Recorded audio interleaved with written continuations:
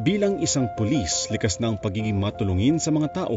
Pero dahil sa nag-aalab niyang puso na makatulong sa mas nakararami, pinili ni Police Executive Master Sergeant Paquito Chan Jr. na ipalaganap ang pagtulong sa kapwa sa mabilis na paraang mapapakinabangan ng mga lubos na nangangailangan. Bitbit ang kanyang advokasiyang makapagbigay ng tulong sa mga komunidad. Nag-iikot si Chan sa iba't ibang lugar upang makapagpaabot ng tulong.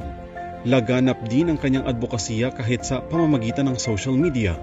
Pero makailang beses mang malagay sa alanganin ng kanyang buhay, naniniwala si Chan na kailangan pang may pagpatuloy ang kanyang advokasiyang tumulong sa mas nakararami. Pagdating naman sa pagiging alagad ng batas, nagsilbi rin ang kanyang grupong Regional Mobile Force Battalion sa Calabarzon na madakip ang mga most wanted suspects sa rehiyon na sangkot sa iba't ibang kaso. Nagpapatuloy rin ang pagsasagawa ni Chan ng Modified Handgun Marksmanship Training sa mga pulis sa Calabarzon.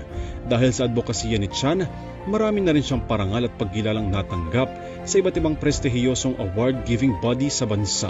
Police Calabarzon Hero, Police Executive Master Sergeant Paquito Chan Jr.